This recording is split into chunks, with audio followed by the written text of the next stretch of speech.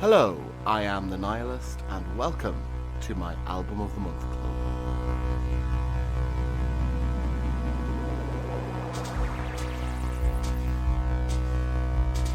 Every month this year, 2023, I, the Nihilist, will be uploading onto all the major platforms, all the major music platforms, and particularly Spotify, a different album from my 20-odd year catalogue of music that I've recorded. And this is episode number 3 of the accompanying podcast series that I'm putting together with a different podcast to accompany every release that I do. And this is episode number 3 of Liner Notes about my album release for March 2023. This album is called The Next Big Thing. In episode 2 of Liner Notes that I put out last month to accompany the upload of my album, And Out of Nowhere, I said that the best way to contextualize this music is to tell you who I am, and who I was at the time that this music came out, and where I was at the time this music came out. Now, last month it was quite an epic podcast, really. I think it ran to twice the length of the actual album itself. So for this one, I'm going to keep it a bit more brief. And because I kind of answered those questions about who I was and where I was in last month's episode, because this music is coming from pretty much the same time and the same place as And Out of Nowhere. In fact, the two albums, And Out of Nowhere and The Next Big Thing, are companion pieces, really. One thing that I need to explain at this point, I think, is how these albums came about, because I didn't necessarily sit down to record these specific albums as they have come out. They were more drawn from my catalogue of music that I had been recording at the time in the studio that I had, and also at home in my bedroom before I got that studio, and with various friends in different places that we recorded. Now, the previous album to this that I put out last month, And Out of Nowhere, I realise that it's quite noisy, it's quite abrasive, it's harsh. There's two sides to my music production as a nihilist, really. There's the kind of raw, pared down, rock and roll, more punk rock, kind of angry but more passionate side to the music that I make. It's usually a bit more minimal, made on less equipment, and that equipment is quite distorted and it's noisy. And like I said last month, I love recording things hot so that it's like all the levels are in the red and things are distorting. Now, this album that I'm releasing this month, The Next Big Thing, it's a different approach. It's the other side of my musical aesthetic that I use as the nihilist, or certainly that I did at this time. And it's a lot less focused on the abrasiveness and the harshness, and it's going for something that's, I would describe this as being, I don't know, I guess it's more psychedelic. There's more layers to the music. It's not as minimal and drenched in distortion and feedback as the music on And Out of Nowhere. It's, in a way, it's softer, but I'd say it's more complex. There's more to listen to.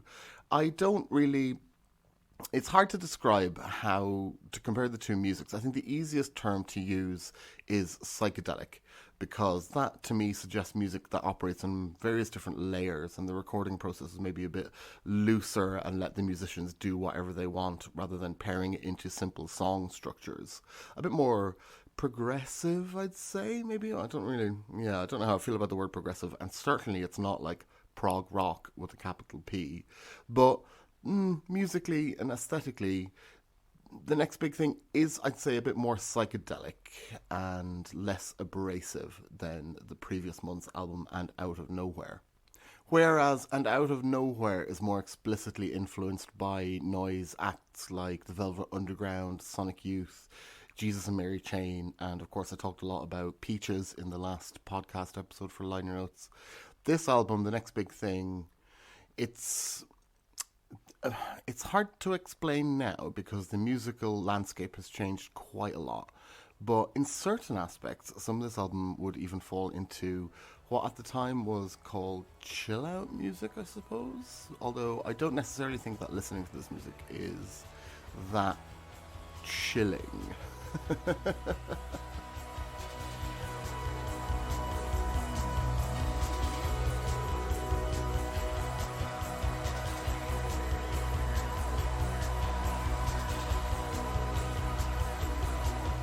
The next big thing opens up with the track Ya, which I have previously put out under the name Viva les Imaginaires, which is in brackets after the tune title now. But the reason I called it Ya, it's, I don't know, it seems quite obvious to me, you guys, but if you don't quite get the reference and you want to have it explained a bit more why it's called that, this was the era when I got really heavily into krautrock, which is a term I don't really like because it's, I don't know, it's quite dismissive and it's very Anglo-centric to call something krautrock. But if you don't know what krautrock is, basically the main big players in krautrock, it's basically like the 70s, what the Germans were doing in the 1970s while the English were doing prog rock. They had their own kind of format of progressive rock in Germany that became known as krautrock in the UK. It wasn't very big at the time. It was more kind of in looking back in it from decades like the 90s and the noughties that it became more kind of central to influencing kind of tangential alternative rock music rather than at the time in the 70s. But the big hitter bands of that movement were Can and Faust and Neu. Neu being spelled Neu with an exclamation mark, and was listening to Neu that really got the tune, which I called Viva les Imaginaires, together. But originally when I was jamming it out, I had just called it Ja, as a reference to Happy Germans. And I have decided to revert to that name for the next big thing release. I talked in episode 2 and in episode 1 of the Liner Notes series about the influences on the music that is on the albums that I've been uploading. So I'm going to do the same here. I think probably the easiest thing for me to do is just go through this album track by track and tell you guys about what was influencing me and where this music came from and what it came out of. And one of the biggest influences on me in my entire music career from when I... there's a story about this. I'll hang on to that for a second, but I will go back in a minute and tell you it. One of the biggest influences on me all over for music of all genres and in my entire life is the band Stereolab, who came out in the early to mid 90s with their own kind of particular take on the German genre krautrock. Oh God, you guys, Stereolab.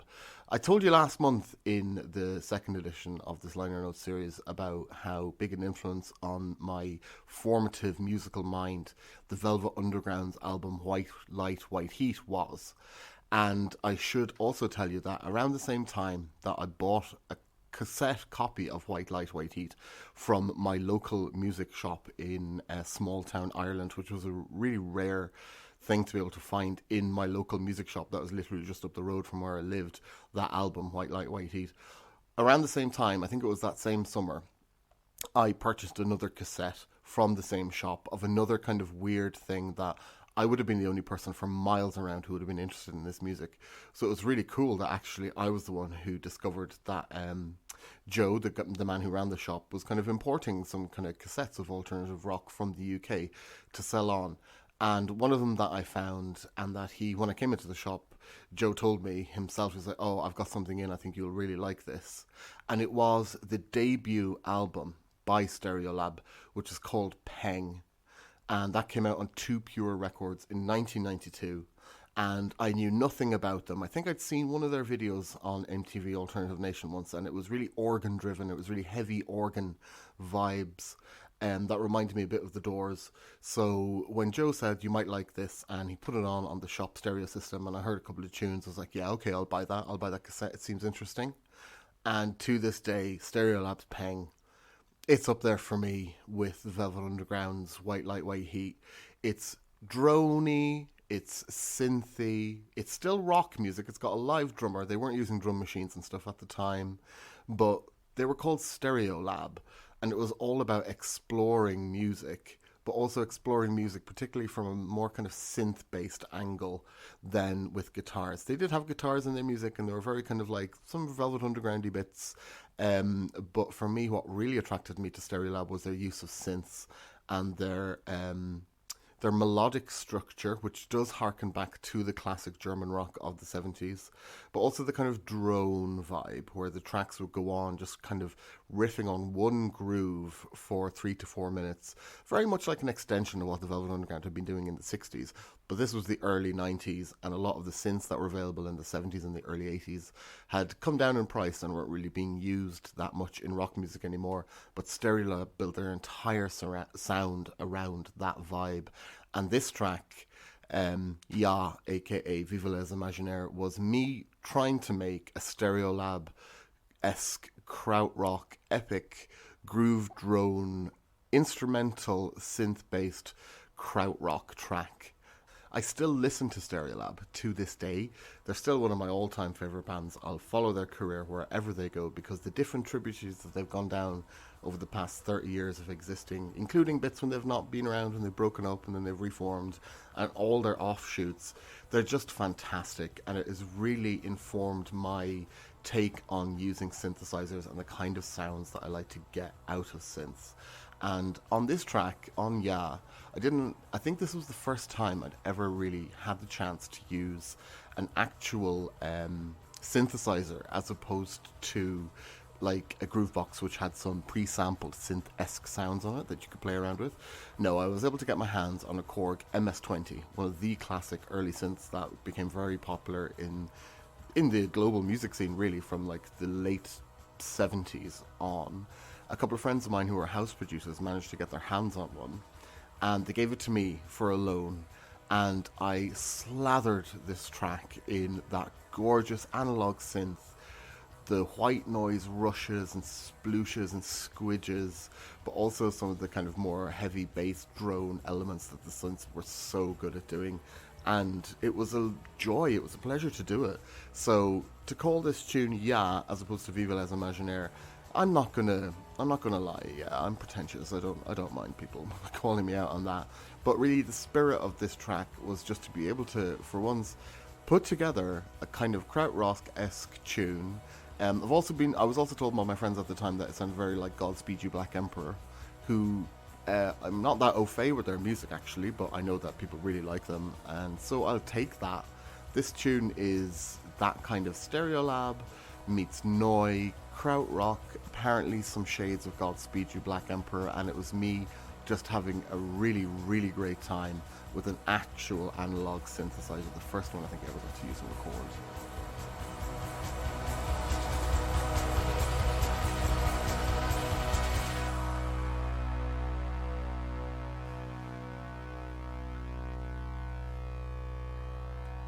The second tune on the next big thing is called From Seas of Shit, A Shining Diamond. And going back through my demo files to just scour things that I might be interested in putting back up on Spotify and on the platforms in this coming year, I realised that this tune was originally called, I told you it was pretentious. I think the original name I had for this tune was The Fair Maidens of Fair Isle, or The Maidens of Fair Isle.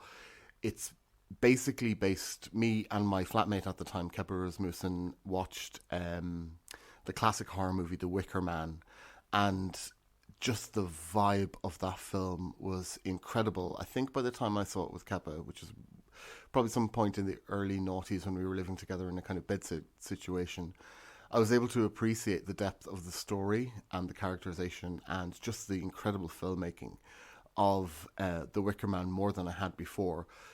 But what really got me was that kind of, it's almost cliche to say it now, but the folk horror aspect of that film. I really identified very strongly with that as someone who myself comes from quite a small rural town that's maybe not quite as isolated as Fair Isle. But I really dug that vibe. And the other major influence, I think, and why I kind of would describe this music as being tangentially like chill out, but not quite chill out music itself. The other major influence on me at the time when it came to this kind of like synths, like just make some synthy, floaty music, was Boards of Canada. It was just like, you couldn't really have been producing music and being a music nerd and a DJ and just into electronic music in general in about 1999 to the early noughties and not take massive influence from Boards of Canada. They were just incredible. It was retro synth that had been reconfigured into something very, very dreamy. And they were, I mean, there's some other acts as well, like Aphex Twin. Aphex Twin was a big influence on me. Around the time, probably about a year later, but fairly close to when I was getting into Velvet Underground and Stereolab, I got a copy of Aphex Twin Selected Ambient Works Volume 1, which to this day, it's still an amazing album. But what Aphex Twin and Boards of Canada did with their sound, I think has become developed into now what people call lo-fi.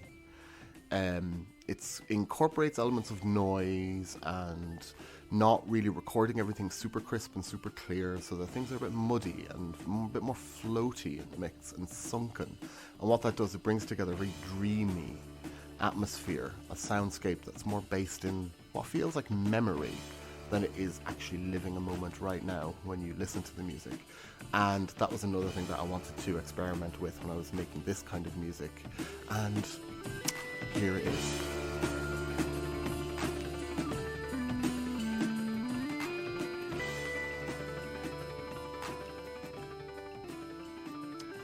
And on a bit of a side note, I'd just like to point out, if you have ever listened to any of the other podcasts that I produce, this song from Seas of Shit, A Shining Diamond, is the theme music that I use for the Islington Mill and monthly podcast, which you can find on the same channel as this.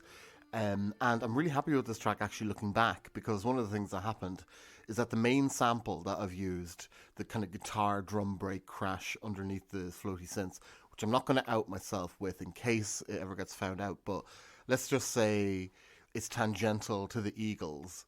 One of the nice things about this is that it was a warped record that I sampled, so like crappy me didn't know that you shouldn't sample warped records. Or maybe I did, maybe I just didn't care. But people pay a lot of money now with plugins and stuff to warp their samples to make it sound like this. But luckily for me, I was just so crap at doing it that it came out that way. And I'm still very happy with how it sounds now, even though it's totally lo-fi.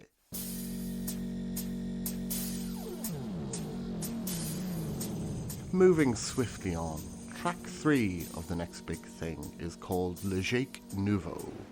And as I admitted, I can be quite pretentious in my art, so I have a fondness for using non-English languages to name my pieces, such as Le Jake Nouveau, which is obviously me taking French and turning it into something very pidgin, because the word Jake doesn't really mean anything in French as far as I'm aware. But the reason I called this track Le Jake Nouveau is, like I said, I was living in Glasgow at the time, and Glasgow is a very culturally rich city. It's got its own slang, it's got so much of its own culture that's a bit hermetic. It kind of just lives within the confines of Glasgow and develops within itself. But one of the things that they say in Glasgow is when they describe somebody who, for instance, most particularly like an older man who probably doesn't have a job, and most kind of in the common conception probably doesn't have a home, might be homeless, and, you know, likes to drink a lot of alcohol and shout on the street, and probably isn't very rich. Well, most of these people that they refer to are technically homeless. The word that they use is jakey. So they describe a particular kind of person as being a jakey, and that kind of means, in shorthand, it kind of means like they're a pisshead and they're most likely homeless, that kind of thing. And the reason I called this tune Le Jake Nouveau is me saying that I'm a bit jakey myself, actually, but I'm not just your commoner garden Jake. No, I am a Jake who writes songs in pidgin French, because that's the kind of Jakey that I am. And musically, there's a big influence with David Bowie's Low album in here. I tried to recreate the drum sounds that I absolutely love from that album, produced by Brian Eno and, of course, Tony Visconti. Not to overlook him, he engineered it, and he was able to actually make real the thoughts that Bowie and Eno had. They got a fantastic drum sound on that album, and I spent ages trying to recreate it. I think with this, what I used was possibly a ring modulator, with a bit of a short delay on it as well, for that really kind of, that snare sound, that really squelchy kind of wet, really wet, floppy, squelchy snare sound. I've since watched videos on YouTube. Thankfully, somebody has done a tutorial video recreating their studio setup in Berlin at the time to show how they made that sound. And it was through a specific, I think it was the first ever, it was kind of a delay unit that was brought out, but it was a delay unit used so that you could change the pitch of what was being delayed, and that would feed back into itself, kind of like a tape loop. So, interestingly, I can't remember exactly how I made these drum sounds, but I wasn't too far off the mark, actually. It does have something to do with ring modulation, and there is a short delay time in there as well. But obviously, I'm using, it was a Yamaha 50 drum machine, a very cheap, small one, with those kind of clackety snare sounds, but ones that sound a bit like a real drummer, and just slathering it in effect. But the song itself is also influenced very heavily by Bowie's low period. I mean, I wouldn't be a young man trying to make music with a level of pretension working in the alternative rock world in the very early noughties and not be obsessed with David Bowie's low. Everyone was riffing on that stuff at the time. And I loved Lou Reed as well, that whole kind of Berlin scene of David Bowie, Iggy Pop and Lou Reed. It's become almost cliche to talk about it now, but it was massively influential on me. So when it came to writing a song about who I was and what my aesthetic at that time was, saying that I was like a borderline homeless person, but with pretensions of making great art, it seemed to work with the low reference, and I even throw in references to living in Berlin into the lyrics of the song. Cheesy, yeah, but you know, I was a pretentious young man. What else do you expect pretentious young men to do? Track 4 on the next big thing is called, it looks like it says Focal Fun, but that's not how you pronounce it. The actual name is pronounced Fuckle Fun. Fuckle Fun is an Irish board game set in the Irish language that we used to play as kids. And it means, fuckle is the Irish word for word. So Fuckle Fun basically means word fun. So it was kind of a Scrabble-esque game, but it was done in the Gaelic language, and it was to help kids learn the Gaelic language at school. The reason I call this Fuckle Fun is that, like I said, I was very heavily into Boards of Canada at this time, and that kind of hazy, dreamlike memory pop kind of thing. I don't know if that's the best way to describe it, but I'm sure if you're a music fan, you know what I'm talking about. Kind of memory pop.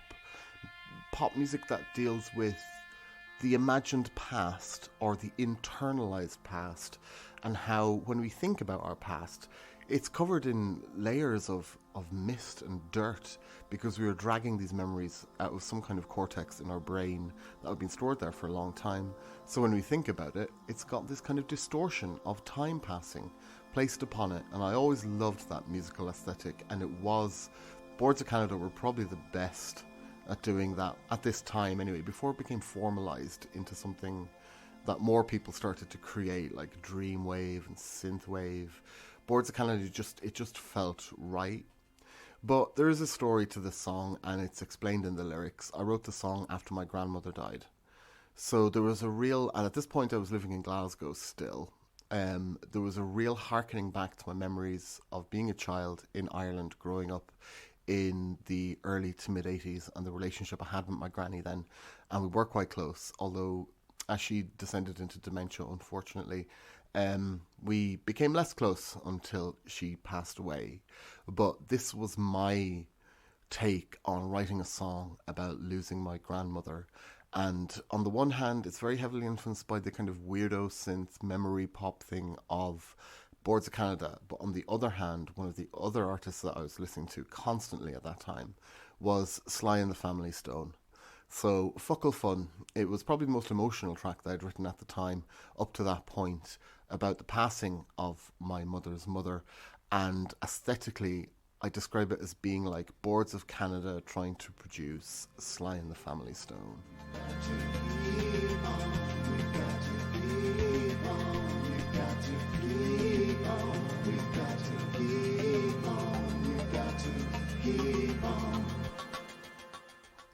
Track number 5 on the next big thing is You Crazy Cats.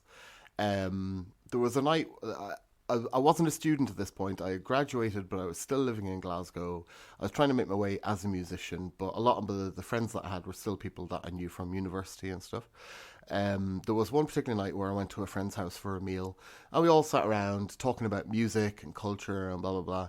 And I decided to go home at some point, but the rest of the guys who were there thought that I think there possibly might have been some magic mushrooms involved in this, but they said that they were going to get in a car and have an adventure. They're just going to go out and drive. And at this point, I was kind of feeling itchy to get back home to my music equipment and to write and record something. So, taking inspiration from them, my friends who I'd been to dinner with, and their quest to go out in a car and find some kind of adventure, I wrote the song You Crazy Cats.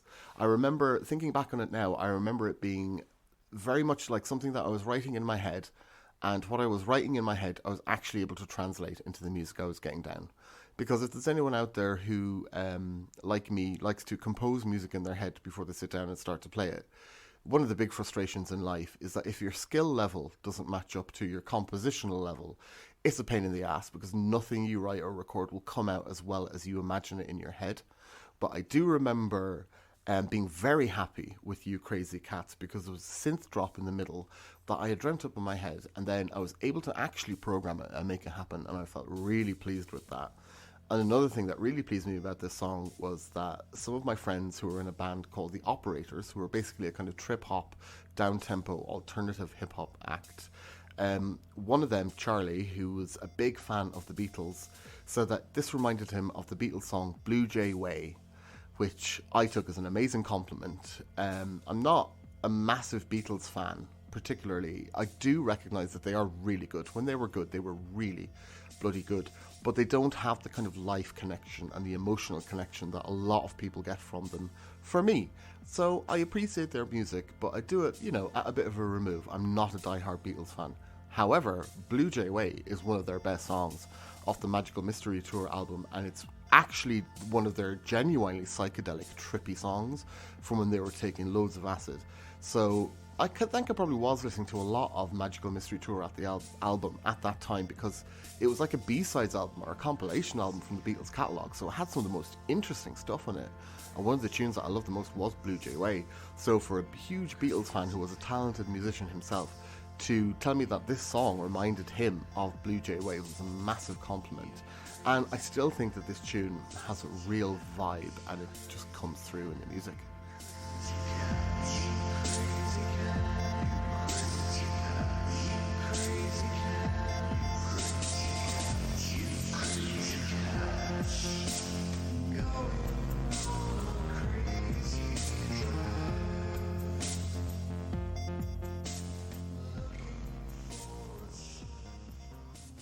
And so the final track on the next big thing, track number 6, although I also did put this out on a digital 7-inch on Little Rock Records, which is another big topic that I'll be addressing in some of the future episodes of Liner Notes. I split the song into 2 parts. The first part is called Song for the Unsigned, and then the second part is called, in parentheses, yes, I told you I was pretentious, in parentheses, but will I ever fall in love? However, on the album release, on Next Big Thing, I just put it down as Song for the Unsigned. But when you listen to it, after about 3 minutes, it kind of, the singing and the drums and everything starts to fade away, and it just turns into something that's a bit more orchestral and elegiac, done on synths, and yes, reflecting my internal state at the time, wondering if I would ever fall in love, if I would ever meet someone that I could share my life with. And, for my sins, thankfully that has happened to me, and I'm very happy about that. When I think about the rest of the song, though, I'm really, really happy with this song. I'm not going to lie. Song for the Unsigned. Like I said in, I think, episode 1, one of the ways that I saw myself as producing music and the kind of persona that I was projecting was like an Irish version of Beck called Feck. And Song for the Unsigned definitely was me on my Feck tip. This song in particular is very influenced by Beck from the album Mellow Gold, his track Pay No Mind, which is a gorgeous, laid-back, very drowsy acoustic thing, but in which Beck raps about being signed to a record label. Pay No Mind had just got signed. And for me, I was desperate for a record deal. I wanted a record deal. I wanted to be Beck. So, why not write about what you know and write a song about your overwhelming desire to be signed to a record label? That's what this song is. It contains a lot of humor about the situation, but, there's some realism that creeps through the cracks in the ironic facade. However, 20 years later, I'm really glad that I didn't get signed to any kind of record label. I'm glad that I can just stand here in my current music studio and just spraffle on shit about all this music that I made over the years. That I still get to define my music on my own terms and put it out there how I want it to be heard and thought about to an extent, with no other controlling factor except my own desire and my own will to do it. That's a really, really lovely thing. That's a really lovely place to be in 20 years later. And I think if I went back now and told the myself, told the nihilist who wrote and recorded Song for the Unsigned that you're never going to get signed, never going to happen, but that's a really good thing. I don't know how 20 years ago me would take that, because it just felt like all I wanted was a record deal. All I wanted was that stamp of approval, that validation of somebody going, we believe enough in your music that we're going to put money behind it and give you a budget to do this, and we'll pay for you to live so you can go on and make the beautiful music that you want to make. I know now that was absolute bullshit, that isn't what would happen if I were to get signed. And I'm really happy that it never happened. So there's layers and layers and layers upon irony in this thing, in Song for the Unsigned. But, to be honest, I'm glad that I didn't get signed, even though I put so much of my heart and soul into trying to make that a reality.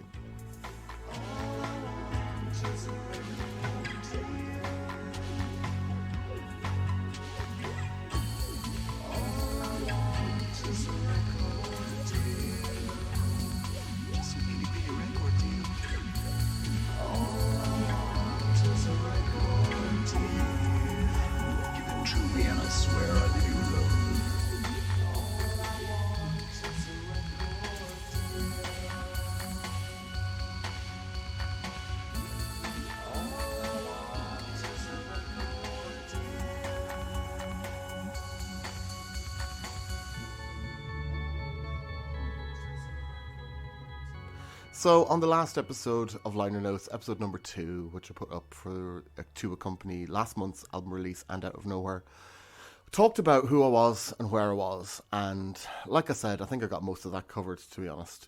But there is more to the story than what I talked about last month. I've said that these 2 albums are companion pieces, and they are.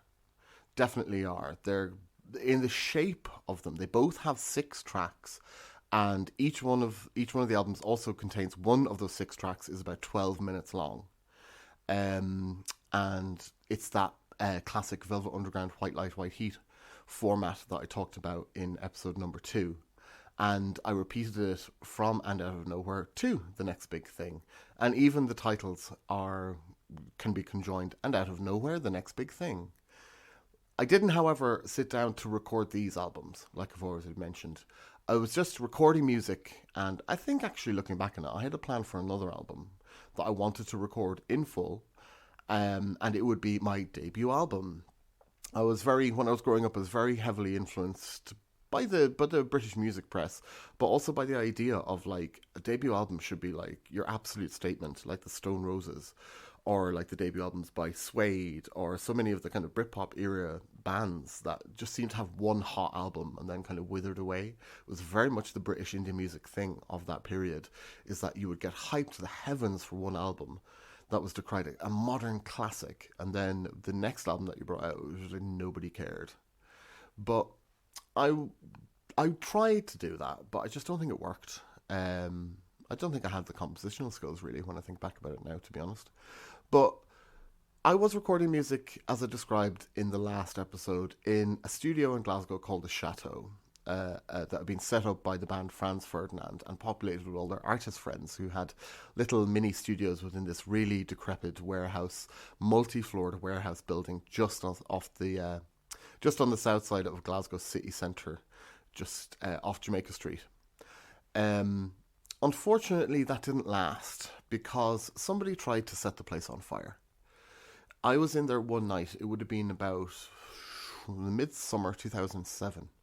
And I left the chateau. I was usually the last person to leave, and I'd always like time it so that I could get the last bus to take me all the way across town from the East End deep into the West End. Um, and I did that night. Probably left about 11:30. I remember locking the doors to the building behind me, etc., and doing all the things that like the last person out should do. Got on the bus. There was another friend of mine on the bus. We were chatting about, I think we were chatting about Robert Anton Wilson books or something like that. When I got a phone call from my friend Camille, who ran the fashion studio downstairs from our music studio. And the first thing Camille said is, "Are you in the chateau?" And I answered, "No, why? I'm on my way home." And she just said, "The chateau is on fire." And not quite literally, but figuratively, I just bricked myself. I was in absolute shock. I just left that building 15 to 20 minutes beforehand. How could it be on fire? It turned out that it was an arson attempt. Somebody wanted to get rid of all the artists out of the building.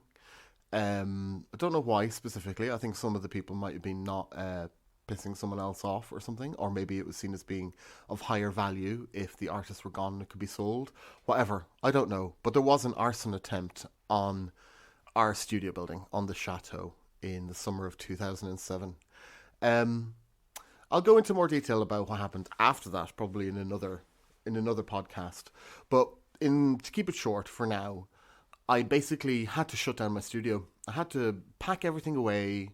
We were literally paying £60 a month for between three of us for a room that was about 50 foot by maybe 20 foot. It was really, really good value. But I just couldn't find another space in which I could set up my music equipment and just do the same thing again. I think psychologically it took a toll on me as well, knowing that like somebody tried to burn that place. And had I not left, I might have, who knows, I might have been a victim of that crime. Thankfully I wasn't. But what I did do, I managed to get, I knew I couldn't just spend all my time in the house again. I tried that before, recording at home. I knew it just wouldn't work. So what I did is I packed up all my music equipment, I put it away. But what I did do is that I started sharing a hot desk in another studio in Glasgow city centre. Now, this wasn't a music studio. This was it was actually a comic book studio where a lot of the really well-known people on the Scottish comic scene were actually working from. But I managed to get a hot desk there. And for the next few years, after the end of about 2007, I had some really big life shake-ups. I lost my studio. My first long-term relationship ended. It was real intense Saturn's return, whatever they call that thing. It was a really intense thing of that was going on. So I packed up all my music, but what I did do is I spent the next couple of years going through everything that I had recorded to try and release it. No music label was interested in my stuff at this time, so I was just self-releasing it. This was in the era of web labels started to become a thing. So it was getting more and more possible for people to just put our music out ourselves without having to go through the third party of a record label. There's obvious drawbacks to that. Such as you'll either have to pay loads of money to get it promoted or nobody's going to be interested because the promotional channels are usually sewn up by the record labels. But I was able to sit there and just go through all my old music that I've been recording over the last 5 to 10 years and put together some albums that I would like to release out of the stuff that I have, the stuff that I had. And, the end process of that was And Out of Nowhere and The Next Big Thing, and also Lo-Fi Gold, which was the first album that I put up in Album of the Month Club this year, and which I covered in episode 1 of Liner Notes. So some good did come out of it. I didn't sit down to record these albums specifically as they appear. They're much more like not cobbled together, but they're much more curated from a vast years and years of recording music. I picked these groups of 6 tunes to put on each of these albums. I felt that they made a nice... like I said at the start, I've got 2 sides to my musical aesthetic: the raw, harsh, noise, angry, passionate side, and then the more deeply layered, emotional, complex, and probably groovy side to my music. And I was able to represent both those things on these 2 albums, And Out of Nowhere and The Next Big Thing. So it's come to a bit of a conclusion for phase 1 of the Nihilists Album of the Month Club. I have covered the first 3 albums, slightly in reverse order, but they're still there. And they were the first three albums that I released myself on my own web label, Little Rock Records, when I started to release music in the late noughties, after having spent so many years trying to get stuff recorded and get it released by labels. Which I did have some music released by labels. I'm not going to, I wasn't a complete failure in those terms. I did have some music released by labels. But the funny thing was, the labels that I worked with seemed to fold really quickly after I put music out on them. I don't know why that would be, but I would like to think that it's not anything to do with me or my music. It was just the way things panned out. But I was able to put this stuff out, and now I'm uploading it onto Spotify all these years later, and it's just amazing that I can still put this music out, that it's there. I need to pinch myself constantly to remind myself that I did this. I made this music.